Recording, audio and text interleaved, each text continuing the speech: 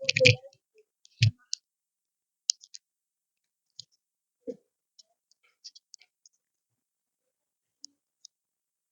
વિદ્યાર્થી મિત્રો, આજે આપણે જે ભણવાના છીએ સમપ્રમાણતાના પ્રમેય વિશે માહિતી લેવાના છીએ. સમપ્રમાણતાના પ્રમેયની રજૂઆત થેલ્સે આપેલી છે, એટલે આ પ્રમેયને આપણે થેલ્સનો પ્રમેય પણ કહીએ છીએ. હવે સમપ્રમાણતાના પ્રમેયની માહિતીમાં હું તમને પહેલા ખાલી મોટી પહેલા વાત આપણે જોઈ લઈએ, પછી આ કઈ રીતે આ વિધાન લખવું, કઈ રીતે આ પક્ષ, કઈ રીતે આ સાધ્ય, પછી કઈ રીતે આપણે આકૃતિ ડ્રો કરવી, આ તમામ માહિતી વિશે આપણે આગળ જોશું. તો પહેલા અત્યારે આપણે તો કે થેલ્સના શબ્દો જોઈએ.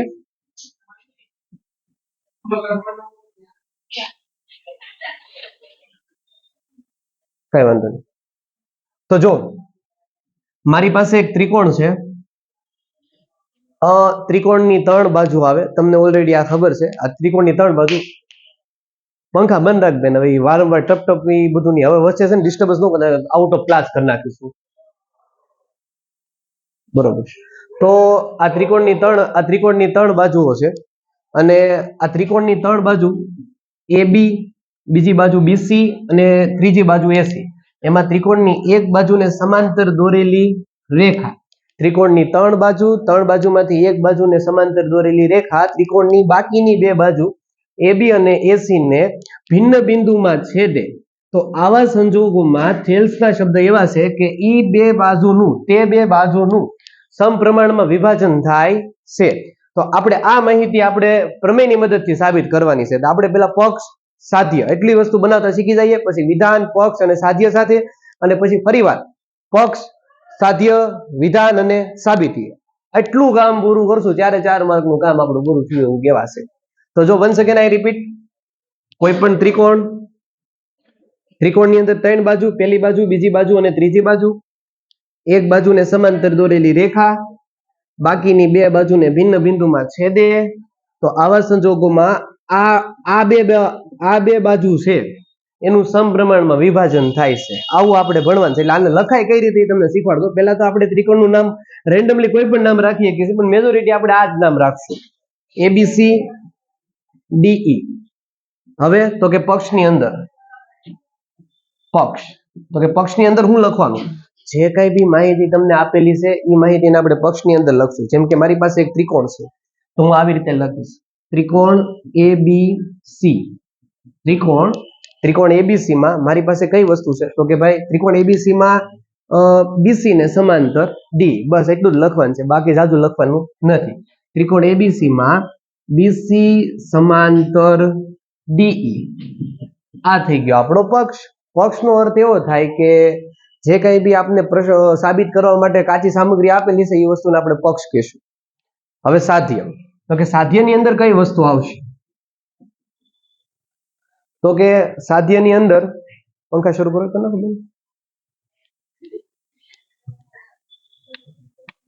હાલશે, પંખા શરૂ કરી નાખતો બેન.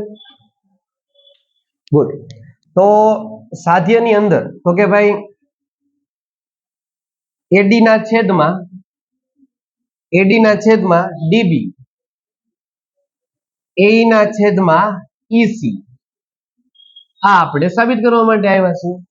તો આવી રીતે આપણે કામ કરશું. બરોબર. જો હવે પેલા થોડીક સામાન્ય માહિતી આપણે લઈ લઈએ. દુનિયાનો કોઈ પણ ટ્રાયંગલ હોય એની પર કામ થવું જોઈએ. જરૂરી નથી કે અહીંયા જે મેં ત્રિકોણ દોર્યો છે એની પર આપણે કામ કરવાનું થશે. તો આ એક ત્રિકોણ છે મારી પાસે. તો આ ત્રિકોણની અંદર આ જે ભાગ છે આને હું પાયો કહેતો હોઉં.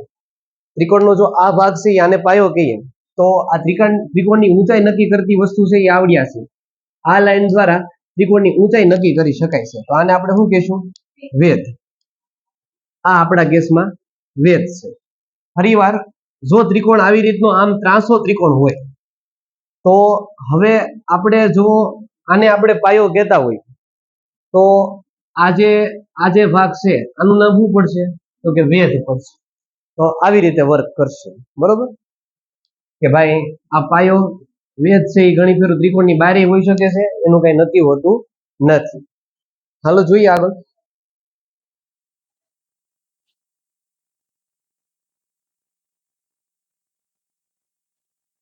જો તો કે જો ત્રિકોણની કોઈ એક બાજુને સમાંતર દોરેલી રેખા બાકીની બે બાજુઓને ભિન્ન બિંદુઓમાં છેદે તો તે બાજુઓ પર કપાતા રેખાખંડો તે બાજુનું સમપ્રમાણમાં વિભાજન કરે છે. આ થેલ્સના પ્રમેયનું વિધાન છે કે ભાઈ આ ત્રિકોણ છે, ત્રિકોણનું નામ શું છે તો કે એબીસી. આ બીસી ને સમાંતર દોરેલી રેખા એનું નામ શું છે ડીઈ.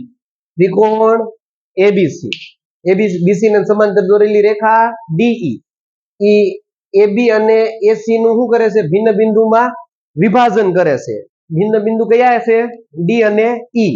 વિભાજન કયા ટુકડામાં થાય છે તો કે ડીઈ દ્વારા, તો કે ભાઈ એડી અને ડીબી, એઈ અને ઈસી. એટલે આને બોલાય કઈ રીતે, જો કોઈ ત્રિકોણ ની એક બાજુ ને સમાંતર દોરેલી રેખા ત્રિકોણની બાકીની બે બાજુનું સમપ્રમાણમાં સમાંતર ત્રિકોણની બાકીની બે બાજુનું વિભાજન કરે તો તે બે બાજુનું સમપ્રમાણમાં વિભાજન થાય છે, આવું કહી શકાય. બરોબર. હવે આપણે આને લખવાનું શરૂ કરીએ. તમારે આ ટ્રાયંગલ દોરી નાખવાનું, એબીસી નામ આપી દેવાનું, પછી બીસી ને સમાંતર એક રેખા દોરી દેવાની, એનું નામ આપી દેવાનું ડી. જેટલી વસ્તુ મને આપેલી છે એ વસ્તુ મેં ઘાટી લાઈન દ્વારા દર્શાવેલી છે. પછી જે વસ્તુ હું સાબિતીમાં ઉપયોગમાં લેવાનો છું, જેમ કે મારે સાબિતીમાં જરૂર પડશે આવડિયા ડીસી, બીઈ, એનઈ, ડીએમ, તો એ બધી મેં ત્રુટક રેખા વડે દર્શાવી છે. બરોબર. તો જો હાલો હવે અહીંથી શરૂ થાય. પહેલા શું આવશે પક્ષ. પક્ષમાં શું છે ત્રિકોણ એબીસી માં, ત્રિકોણ એબીસી માં બીસી સમાંતર ડીઈ લ્યો, આ તમારો પક્ષ થઈ ગયો પૂરો.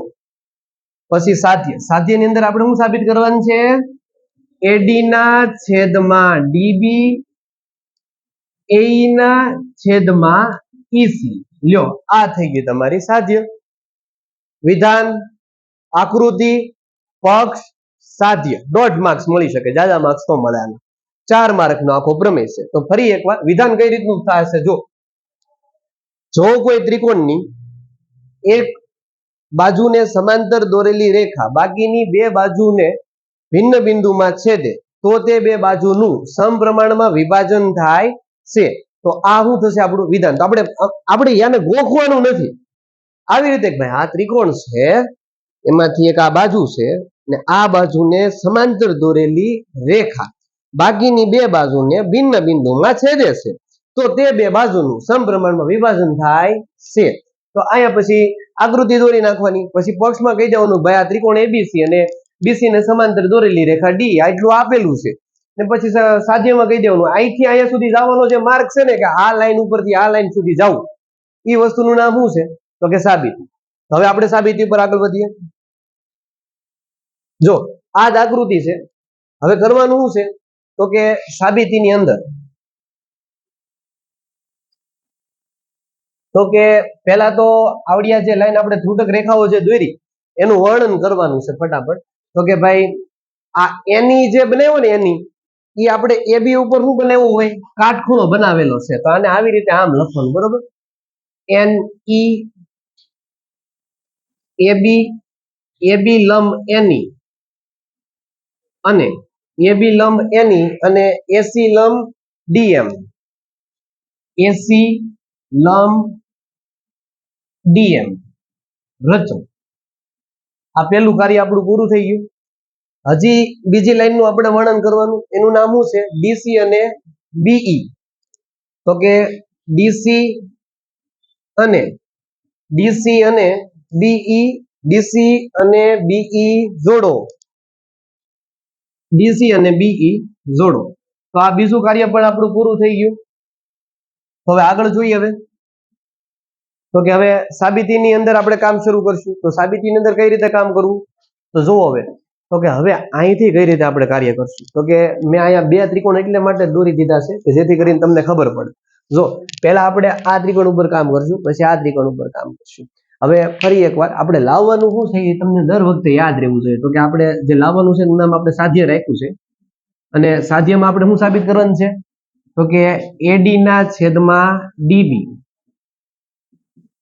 એઈ ના છેદમાં ઈસી, આવું તમારે લાવી દેવાનું છે. હવે એડી ના છેદમાં ડીબી જો તમારે લાવવું હોય, એડી ના છેદમાં ડીબી લાવવું હોય તો તમે આ ત્રિકોણ ઉપર ફોકસ કરો. તમે જરાક જુઓ કે આ એક સાઈડ એડી છે ને એક સાઈડ શું છે ડીબી. એટલે પ્લાન એ રીતનો રહેશે કે આ મોટો ત્રિકોણ, આવડો જે ત્રિકોણ છે, આ ત્રિકોણનું નામ હું બોલું, એ ડી ઈ, એ ડી ઈ. આ ત્રિકોણમાં પાયો કોને કહીશું આપણે? એડી ને. અને વેધ કોને કહીશું? એની ને. પછી એના છેદમાં આપણે ડીબી વાળો ત્રિકોણ મૂકશું, એનું નામ શું છે? બીડીઈ. એમાં પાયો કોને કહીશું આપણે? બીડી ને. અને વેધ ક્યાં આવશે આનો? બાય. તો જો ફરીવાર ત્રિકોણ, આ ત્રિકોણ અહીંયા આપણે ત્રિકોણ નહીં લખીએ એટલે ક્ષેત્રફળ કહેવાય એડીઈ.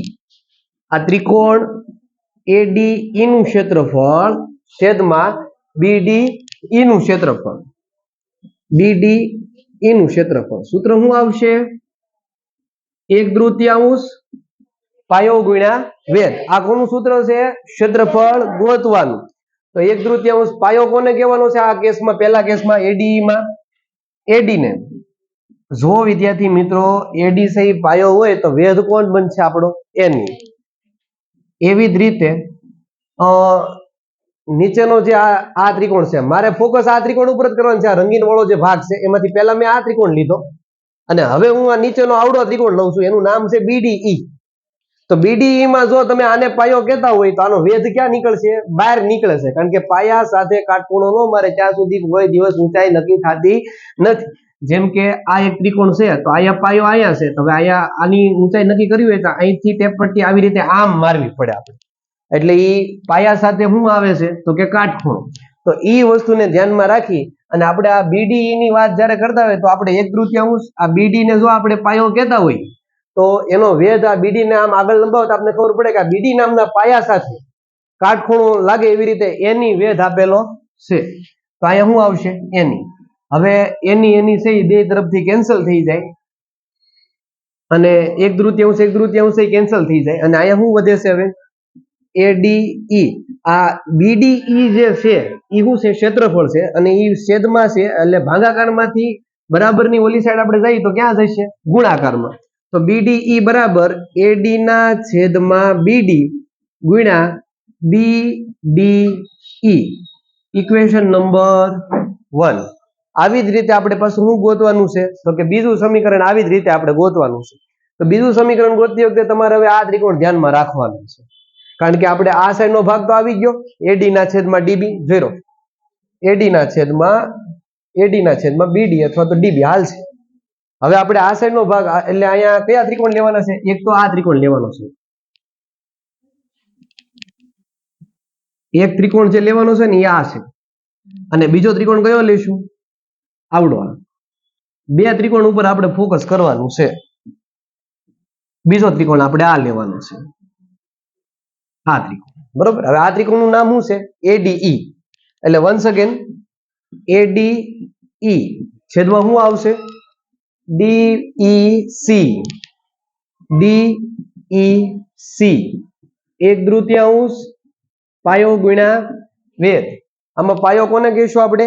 એઈ ને. એઈ પાયો અને વેધમાં કોણ આવશે? ડીએમ. આ સાઈડ થી પાયો છે ને, તો આ પાયાથી ઊંચાઈ નક્કી કરવી હોય તો શું આવશે? અહીંયા ડીએમ આવશે. ડીએમ.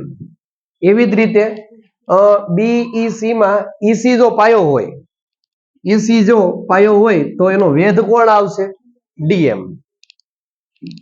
અહીંયા તે ડીએમ ડીએમ કેન્સલ થઈ જાય, 1/3 કેન્સલ થઈ જાય. એડીઈ ને કરતા જો બનાવીએ, એડીઈ ને કરતા બનાવીએ તો એઈ ના છેદમાં શું આવશે? ઈસી અને ડીઈસી. આ ડીઈસી ભાગાકારમાંથી ક્યાં જશે? ગુણાકારમાં. ડીઈસી સમીકરણ નંબર 2. હવે મારી પાસે સમીકરણ 1 અને સમીકરણ 2 છે. મારે લાવવાનું શું છે? તો કે આવું લાવવાનું છે મારે. તો હવે આપણે કઈ રીતનું કરશું? તો કે સમીકરણ 1 અને સમીકરણ 2 ને આપણે સરખાવી દઈશું.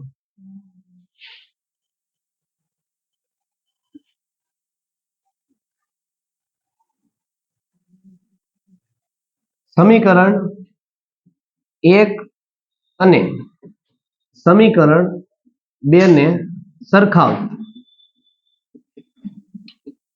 સમીકરણ 1 અને સમીકરણ 2 ને સરખાવ. તો કે સમીકરણ 1 આ છે તો એનો આ ભાગ જો બે તરફથી તમે વસ્તુ નોટિસ કરો કે આ બે તરફથી સરખું છે. યુક્લિડની ભાગ પ્રવૃત્તિ ધોરણ 9 ની અંદર આવતું કે એક વસ્તુને સમાન બીજી વસ્તુ, એક વસ્તુને સમાન ત્રીજી વસ્તુ, તો બીજી ને ત્રીજી પરસ્પર કેવી હોય? સમાન.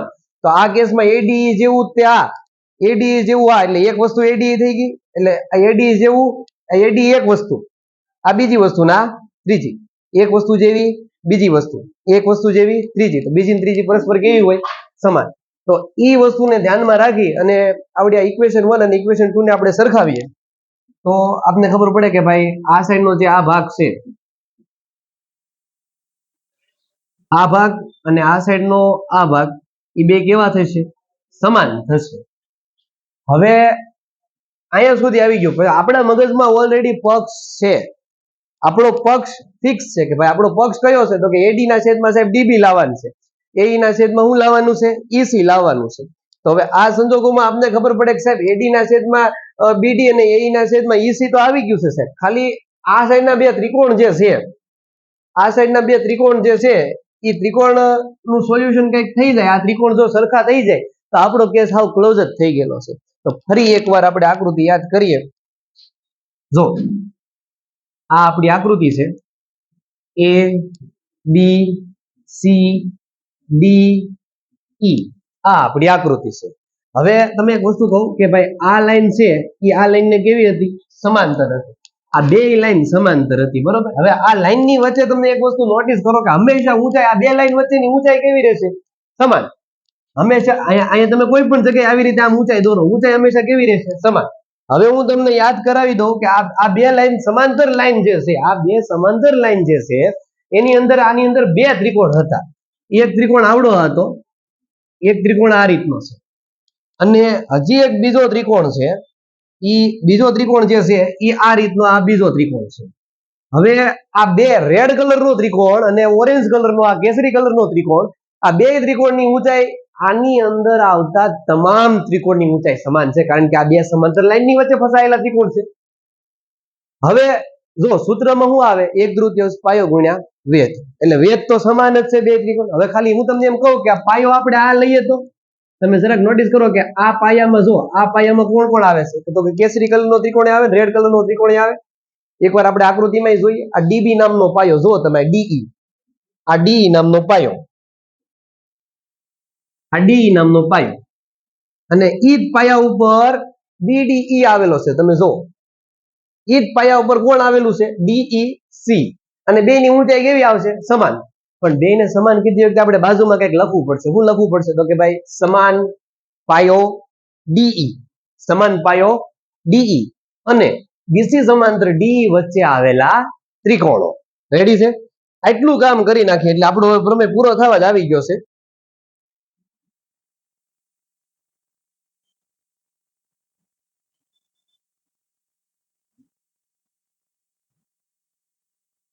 જો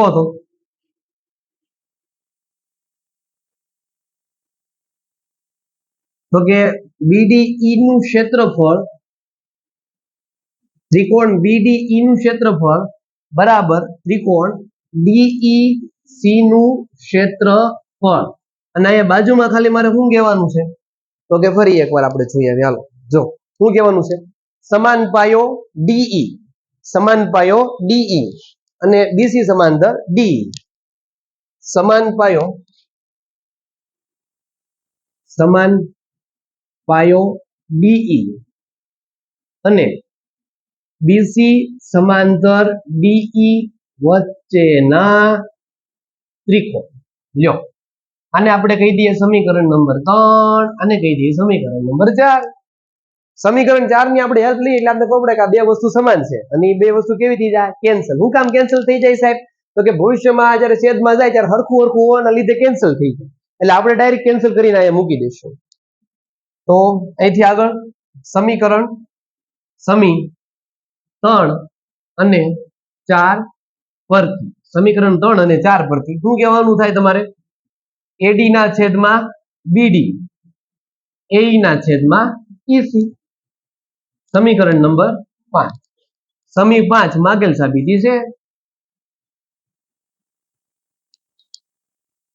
સમી 5 માગેલ સાબિતી છે. એટલે આવી રીતે આપણો પ્રમેય પૂરો થઈ ગયો. પણ અહીંયા તમને એમ કહું કે આ બે સરખા હોવાથી આ બે કેન્સલ થઈ ગયા, અને જે વધ્યું એ મેં લખ્યું છે અહીંયા, બરોબર. ફરી એકવાર તમે જોઈ તો જોઈ લો. આ એક ત્રિકોણ છે. જો ફરીવાર વિધાન, આમાં સૌથી અગત્યની વસ્તુ છે વિધાન. જો કે મેજોરિટી વિધાન છે એ બેઝિક કક્ષાના વિદ્યાર્થીઓને પૂછાવવું ન જોઈએ. સ્ટાન્ડર્ડ કક્ષાના વિદ્યાર્થી છે તો એને થેલ્સનો જ્યારે પ્રમેય પૂછાય તો એ લોકોને વિધાન ન આપે, ડાયરેક્ટ એમ જ કે સમપ્રમાણતાનો પ્રમેય લખો. જો આવું થેલ્સનો પ્રમેય લખો, સમપ્રમાણતાનો પ્રમેય લખો, જો આવા સવાલ તમને જોવા મળે તો એનો અર્થ એવો તમારે વિધાન લખવું પડશે, પક્ષ, સાધ્ય, આકૃતિ, સાબિતી બધું તમારે દેવું પડશે. જો તમને આ વિધાન ઘણી ફેર પરીક્ષાની અંદર છે ને આ વાક્ય આખું આપી દે તો કઈ બેલેતરા જ નથી. ન લખો તો હાલશે, જે આપ્યું છે એ નહીં લખો તો હાલશે. ડાયરેક્ટ ક્યાંથી શરૂ થશે? આકૃતિ, પક્ષ, સાધ્ય, સાબિતી, કામ ખતમ. પણ પક્ષ આવડ્યા આને સ્ટેટમેન્ટ કહેવાય, વિધાન કહેવાય, જે કેવું હોય, પણ આને બોલાય કઈ રીતે? અનનોન ત્રિકોણની જ વાત કરવાની. જો કોઈ ત્રિકોણ ની એક બાજુ ને સમાંતર દોરેલી રેખા ત્રિકોણની બાકીની બે બાજુને ભિન્ન બિંદુમાં છેદે તો તે બે બાજુનું સમપ્રમાણમાં વિભાજન થાય છે. પછી પક્ષની અંદર લખવાનું તો કે ભાઈ એક ત્રિકોણ છે, નામ છે એબીસી, બીસી ને સમાંતર કોણ છે? ડી. આવી બધી વાતો કરવાની આ પક્ષની અંદર. પછી સાધ્યમાં છે કે ભાઈ આના છેદમાં આ જાય, આના છેદમાં આને શું કહેવાય? ગુણોત્તર કહેવાય. જો આ ગુણોત્તર છે, આ જે ભાગ છે ને એનું નામ ગુણોત્તર. 5:3 એમ નથી લખતા, 5/3. આ ભાગ છે એનું નામ છે ગુણોત્તર, એટલે સમપ્રમાણમાં પ્રમાણતા પ્રેઝન્ટ કરે. અને બાકી આ સાબિતી અહીંથી શરૂ કરી દેવાની, અહીંયા સુધી પૂરું. બરોબર. હવે આગળનો પ્રમેય આપણે જોઈએ છે. આનું રિવર્સ પ્રમેય કહેવાય. આને આપણે પ્રતિપ પ્રમેય કે ભાઈ એક ત્રિકોણ છે, ત્રિકોણને એક બાજુને સમાંતર દોરેલી રેખા, ત્રિકોણ સમાંતર દોરેલી રેખા, આ ત્રિકોણની એક બાજુને સમાંતર દોરેલી રેખા સમપ્રમાણમાં વિભાજન કરે. આવું ભણ્યા ને આપણે. ફરી એકવાર આપણે જે ભણ્યા એ હું ને પછી હવે ભણવાના છે એ હું. તમે જુઓ, એક ત્રિકોણ, આ એક બાજુ એને સમાંતર દોરેલી રેખા બાકીની બે બાજુનું સમપ્રમાણમાં વિભાજન કરે. આવું ભણ્યા ને આપણે. હવે આપણે ઊંધું ભણવા જઈએ છીએ તો કે એમાં કઈ રીતનું આવશે? તો કે એક ત્રિકોણ, આપને નથી ખબર આ લાઈન કેવી છે, પણ આ લાઈનની એક સ્પેશિયલ પ્રોપર્ટી છે, કે સ્પેશિયલ ખાસિયત, ગુણધર્મ છે. પ્રોપર્ટીનો ગુજરાતી થાય ગુણધર્મ. એની સ્પેશિયલ ખાસિયત છે કે આ લાઈન એવી રીતે આવી ને કે જેથી કરીને આના છેદમાં હરખું બેલેન્સ કરીને આવી. ત્રિકોણની 3 બાજુ, બે બાજુમાંથી બે બાજુને છેદતી રેખા, તેનું સમપ્રમાણમાં વિભાજન ઓલરેડી કરે જ છે. સાબિત શું કરવાનું છે કે આ લાઈન કોઈ અનનોન લાઈન નથી. એ ત્રીજી બાજુની હારે એનો સંબંધ કેવો છે? સમાંતર છે. એકની હારે સમાંતર ને બાકીનું બેનું સમપ્રમાણ. આવું સેટલમેન્ટ છે. પણ આ વખતે આ લોકોએ શું આપ્યું? પહેલાના કેસમાં શું હતું? એક સાથે સમપ્રમાણ સમાંતર આપ્યું હતું ને આપણે આ લાવવાનું હતું સમપ્રમાણમાં, સમગુણોત્તરમાં, જે તમે કહો એ. તો હવે આ પ્રમેય આપણે સાબિત કરવાનો છે. બરોબર. તો એના માટે છે આપણી પાસે આ બધું ઓલરેડી સમપ્રમાણતાનો પ્રતિપ પ્રમેય, થેલ્સનો પ્રતિપ પ્રમેય, આવા શબ્દથી આપણે કહીશું. રિવર્સ પ્રમેય જેટલા છે ને એને પ્રતિપો, TEE આ આવડતી આવશે. બરોબર. એને પ્રતિપ પ્રમેય કહેવાય. હવે જોવો જરાક આનું સ્ટેટમેન્ટ. મને છે ને આ વિધાનમાં એક વસ્તુ તમને કહી દઉં, મેજોરિટી બને ત્યાં સુધી છે ને તમારે પ્યોર શબ્દ યાદ રાખવાના હોય, પણ પછી તમે થોડાક સમજણ વાળા શબ્દ યાદ રાખશો તો એના માર્ક્સ કોઈ કાપી નાખશે નહીં. કોપી પેસ્ટ શબ્દ યાદ રાખવાના હોય. સ્ટેટમેન્ટમાં એક શબ્દ આડાવાળો કરો એટલે ઘણી બધી સ્ટોરી બદલાઈ જાય. જો કોઈ ત્રિકોણ, એટલે એક વસ્તુ તો છે તે કે અહીંયા જો કોઈ રેખા આવી, એક રેખા છે અને એ અજાણી રેખા છે. તમે સમજો, આની પહેલાના કેસમાં જો કોઈ ત્રિકોણ, એક અનનોન ત્રિકોણ હતો આપણી પાસે. અહીંયા શું છે તો કે એક રેખા, જો કોઈ રેખા ત્રિકોણની બે બાજુનું સમાન ગુણોત્તરમાં વિભાજન કરે, એટલે ઓલરેડી એક રેખા આવી ગઈ. એ રેખાને આપણે ઓળખતા નથી. એને આવીને શું કર્યું તો કે ત્રિકોણની બે બાજુનું શું કર્યું છે? સમપ્રમાણમાં, સમગુણોત્તરમાં શું કર્યું છે? વિભાજન કર્યું. આપણે અહીંયા આકૃતિ બનાવીએ તો આકૃતિ આવી રીતની બનશે કે ભાઈ એક ત્રિકોણ છે મારી પાસે, લાઈક ધેટ.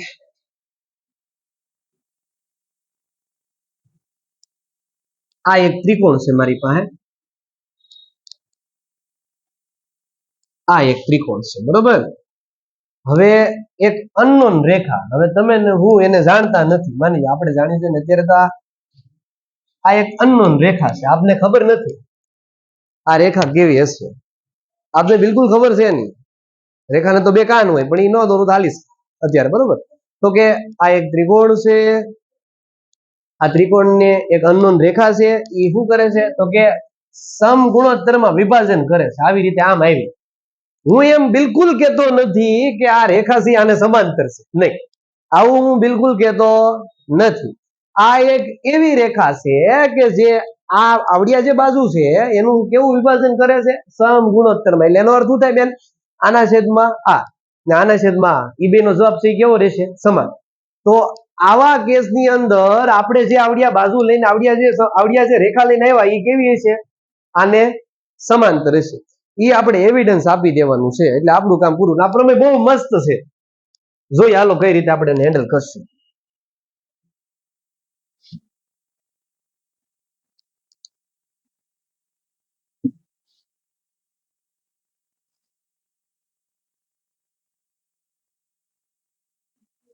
જો આવી રીતે આમ કામ કરીએ બરોબર પક્ષ ને એવું બધું લખવું પડશે નામ નિર્દેશ વિના કઈ થાય નહીં તો કે આનું નામ આપણે રાખીએ એબીસી અને કાયદેસર આપણે રેખા બનાવી નાખીએ અને આનું નામ આપણે ડી ઈ રાખીએ પણ આ વખતે આપણે આને બહુ ચોખવટ પાડશું કે ત્રિકોણ એબીસી અને ભિન્ન બિંદુમાં ત્રિકોણની બે બાજુને છેદતી રેખા કઈ છે ડી પેલા પક્ષમાં લખી નાખીએ આપણે બરોબર જે તમારી પાસે જે કાચો માલ છે એ લખો તો કે ત્રિકોણ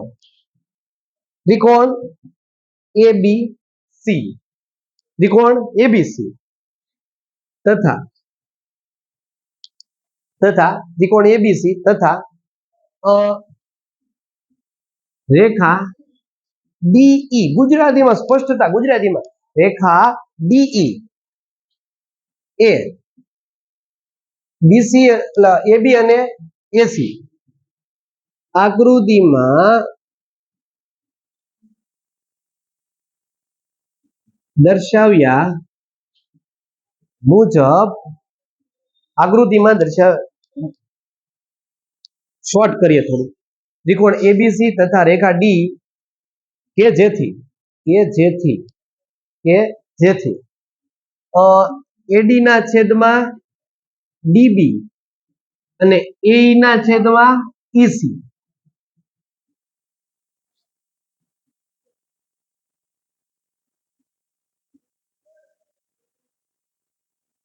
આકૃતિમાં દર્શાવ્યા મુજબ આવું લખી નાખવાનું આપણે આપણું વર્ણન ઓછું પડે એટલે આ કામ કરી જાય બરોબર તો આ આપણો થઈ ગયો પક્ષની અંદર શું કહેવાનું ત્રિકોણ એક રેખા સમગુણોત્તરમાં છે બસ બીજું કાંઈ નહીં હવે આનાથી જાજી ખબર નથી હવે સાબિતી શું મળવાની છે તો કે આનું નામ પક્ષ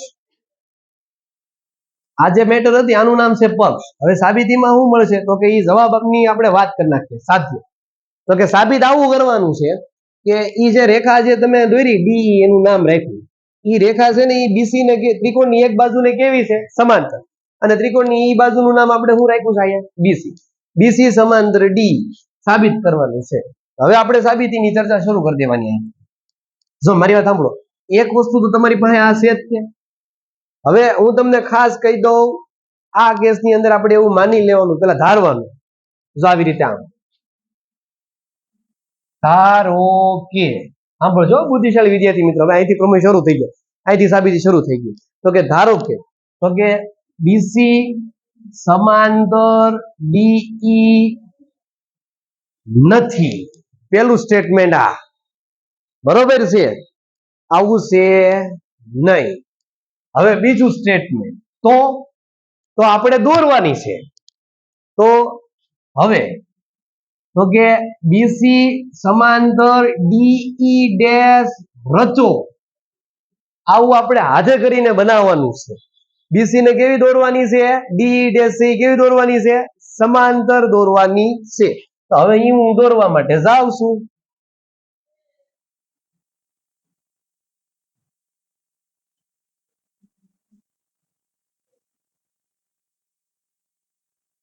મેં આ એક લાઈન દોરી છે હવે આ લાઈન ખરેખર આપણે આકૃતિમાં જોઈએ ને તો આપણે એમ લાગે સમાંતર નથી બરોબર પણ આપણે ધારેલું છે કે આ સમાંતર લાઈન મેં દોરી છે આ જે કેસરી કલરની જે લાઈન દોરી આ કેસરી કલરની લાઈન છે એ બીસી ને કેવી દોરવામાં આવી છે સમાંતર જો એ મેં ચોખવટ પાડ્યું હવે બીસી સમાંતર ડીઈ ડેશ આનું નામ શું રાખવાનું છે આપણે ડીઈ ડેશ આ પોઈન્ટ નું નામ ઈ ડેશ છે, એટલે ડી ડેશ છે, બીસી સમાંતર ડી ડેશ છે, એ કેવી છે? સમાંતર છે. બીસી સમાંતર ડી ડેશ. લો ફરી વન્સ અગેન આઈ રિપીટ, સાબિત આપણે આ કરવા આવ્યા છીએ બેટા. બીસી સમાંતર ડી તો પહેલેથી લઈને આટા મારીએ તો કેમ સાબિત થાય? હાવ કે નહીં લાગે? એટલે પહેલેથી એને આપણે એવી લઈ શકાય નહીં, પણ આગળ જઈને ભવિષ્યમાં એવા એવિડન્સ મળશે. અત્યારે તો કે બીસી સમાંતર ડી નથી, બીસી સમાંતર ડીઈ ડેશ અમે બનાવી છે. ડીઈ કેવી છે? સરખા ભાગ કરે તેવી. એની વાત અહીંયા થઈ ગઈ છે ઇક્વેશન નંબર 1 માં. રેડી છે? આગળ વધીએ. હવે હું તમને એક વસ્તુ કહું કે આ બીસી ને સમાંતર ડીઈ ડેશ દોરી એટલે થેલ્સનો પ્રદેશ, થેલ્સનો ઓરિજિનલ પ્રમેય વર્ક કરશે. ત્રિકોણની એક બાજુને સમાંતર દોરેલી રેખા બાકીની બે બાજુનું સમપ્રમાણમાં વિભાજન કરે છે. જો બેન તમારે ન ભણવું હોય તો તમે ઘરે જઈ શકો છો, ડિસ્ટર્બન્સ ન જોવે, બાકી શાંતિથી સુઈ જવાનું થાય. તો હવે જરાક અહીંયા જોઈએ આપણે એડી ના છેદમાં ડીબી, એ ડેશ ના છેદમાં ઈ ડેશ સી, એ ડેશ ના છેદમાં ઈ ડેશ સી. આવું કેમ થયું તમે જુઓ તો જરાક એકદમ સ્પષ્ટતા સાથે. આવું શા માટે થયું? એક લાઈન આ છે, બીજી સમાંતર લાઈન, આ લાઈન છે એ સમાંતર છે ને, એટલે થેલ્સનો જે પ્રમેય વર્ક કરતો તો એ કરશે ને કે આના છેદમાં આ ને આના છેદમાં આ સમપ્રમાણમાં વિભાજન થાય. હમણાં આપણે જે ભણ્યા એ પ્રમેય છે. તો એના લીધે અહીંયા સમીકરણ નંબર 2 આવ્યું. તો યુક્લિડ પાછો આવી ગયો. સમીકરણ 1 અને સમીકરણ 2, સમી 1 અને સમી 2 પરથી સમીકરણ 1 અને સમીકરણ 2 ને તમે ધ્યાનથી જુઓ, તમને ખબર પડે કે એક વસ્તુ જેવી બીજી વસ્તુ, એક વસ્તુ જેવી ત્રીજી વસ્તુ, બીજી ને ત્રીજી પરસ્પર કેવી આવશે? સમાન. જો અહીંયા જો, એડી ના છેદમાં ડીબી જેવું જ તે એઈ છેદમાં ઈસી, એડી ના છેદમાં ડીબી જેવું જ તે એઈ ડેશ ના છેદમાં ઈ ડેશ સી. તો આ એઈ ના છેદમાં ઈસી અને એઈ ડેશ ના છેદમાં ઈ ડેશ સી કેવું આવશે? સમાન. હા તો રેડી. સમીકરણ 1 અને સમીકરણ 2 પરથી આવું દેખાડું. આ લાઈન કોના લીધે આવી? આપી હતી. એક એવી લાઈન આપી હતી જેનું નામ શું હતું? ડી. અને પહેલેથી કેવી આપી હતી? સમપ્રમાણમાં જ આપી હતી પહેલેથી. અને પછી આ લાઈન કઈ રીતની આવી? તો કે આપણે એક એવી લાઈન દોરી કે જે લાઈન સીબીસી ને કેવી હતી? સમાંતર, અને એને આ થેલ્સના પ્રમેયનું પાલન કર્યું કેમ કે એ સમાંતર દોરવામાં આવી હતી. તો આ બે લાઈનની મદદથી આગળ વધીએ આપણે. સમીકરણ 1 અને સમીકરણ 2 પરથી મેં તમને કીધું એમ કે આ સાઈડનો ભાગ છે કેવો થશે? સમાન. એટલે આ સાઈડનો આ ભાગ એઈ ના છેદમાં ઈસી, એઈ ડેશ ના છેદમાં ઈ ડેશ સી. હવે જરાક જોજો તમે, અહીંથી તમારા પાઠ્યપુસ્તકની અંદર બહુ ઓછું હોય. હવે આપણે બુદ્ધિ દોડાવીએ અને બે તરફથી હું એક ઉમેરી દઉં છું. બે તરફથી ડાબી બાજુ જમણી બાજુ વચ્ચે શું છે? બરાબર. ડાબાનું જમણી બાજુનું શું રહેવું જોઈએ? ઇક્વાલિટી રહેવી જોઈએ. ઓછું જાજુ વજન થવું જોઈએ નહીં. જો આ સાઈડ થી ડાબી બાજુ તમે એક ઉમેરો તો જમણી બાજુ તમારે એક ઉમેરવા પડશે. એટલે એ ના છેદમાં ઈસી પ્લસ 1, એ ડેશ ના છેદમાં ઈ ડેશ સી પ્લસ 1. મને આવું કરતા કોઈ રોકી ન શકે, કારણ કે મેં ડાબું અને જમણું હજી મારે કેવું છે? બેલેન્સ. યુક્લિડ પાછું એક સ્ટેટમેન્ટ આપ્યું હતું આની પહેલા ધોરણ 9 ની અંદર. જો બે વસ્તુ સમાન હોય તો સમાન વસ્તુની અંદર સમાન ઉમેરતા વસ્તુ કેવી રહે? સમાન જ રહેશે. તમને એમ થાય યુક્લિડ એટલો બધો? અરે ઠેક સુધી ભૂમિતિનો પાયો યુક્લિડે નાખ્યો, તો એને કેમ ભૂલી જાઓ? જોવો તો અહીંયા એ ઈસી ને આપણે એક હારે ગુણી નાખીએ તો ઈસી આખાઈના છેદમાં શું આવશે બેટા? ઈસી. એ ડેશ સી ના એક હારે ગુણી નાખીએ, ઈ ડેશ સી છેદમાં શું આવશે? E dash C. હાલો રેડી છે, વ્યવસ્થિત છે, ડિસ્ટર્બન્સ નથી. હવે આપણે આકૃતિ ઉપર જરાક ફોકસ કરવાનું છે બેટા. તમે જરાક જોવો તો એ વત્તા ઈસી એનો અર્થ શું થાય? એ થી ઈ, ઈ થી સી, એમ જ કહે છે ને. તો તમે ખરેખર પહોંચ્યા ક્યાં? ઈસી, એસી. એ વત્તા ઈસી તો એસી જ કહેવાય ને. તો આપણે એના લીધે અહીંયા શું લખી નાખીએ છીએ? એસી. જો અહીંયા આની એ વત્તા ઈસી ની જગ્યાએ એસી, છેદમાં ઈસી તો રેવા જ દેવાનું. હાલો રેવા દો. હવે એવી જ રીતે અહીંયા શું છે? એ ડેશ થી ઈ ડેશ સી, એ થી ઈ ડેશ થી સી, તો ઈ કહેવાય શું પાછું એસી જ કહેવાય. તો અહીંયા શું આવશે એસી ના છેદમાં ઈ ડેશ સી. રેડી છે, વ્યવસ્થિત છે, ડિસ્ટર્બન્સ નથી. વન્સ અગેન રિપીટ, આપણે જો ફરી એકવાર જોઈ લો તો કે એક ત્રિકોણ છે, ત્રિકોણની એક રેખા છે, અનનોન રેખા, આપને નથી ખબર. રેખાએ આવીને શું કર્યું, ત્રિકોણની બે બાજુને છેદવાનું કામ કર્યું, કે જેથી કરીને એનું શું થઈ ગયું છે, સમગુણોત્તરમાં વિભાજન થઈ ગયું છે. તો એ વિભાજન આ રીતનું છે. પછી આપણે શું કીધું કે ભાઈ આપણે જે રેખા છે એ સાબિત કરવાની છે સમાંતર. એ આપને આપ્યું તો નથી કે સમાંતર છે, એટલે પછી મેં અહીંયા શું કીધું કે સમાંતર માની લો સમાંતર નથી.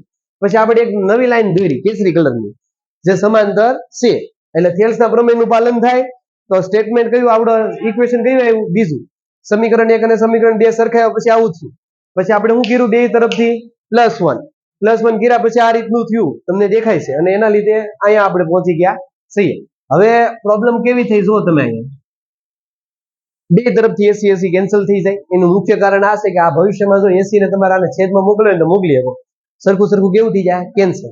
એટલે થાય કેવું કહી દઉં, ઈસી ના છેદમાં ઈ ડેશ સી વચ્ચે. સાહેબ તમને પ્રશ્ન થાય કે સાહેબ એમ કેમ? જો એસી કેન્સલ, પછી ઈસી અહીંયા આવી જાય ને ઈ ડેશ સી ઉપર આવી જાય. એવી રીતે થાય ને કરવું, તો આપણે વધારે સ્ટેપ કરીએ. હાલ કરીએ. આ એસી કેન્સલ. હવે તો કે ઈ ડેશ સી છે ઉપર લાવો, ભાગાકારમાંથી ગુણાકારમાં, એકના ગુણાકારમાં. અહીંયા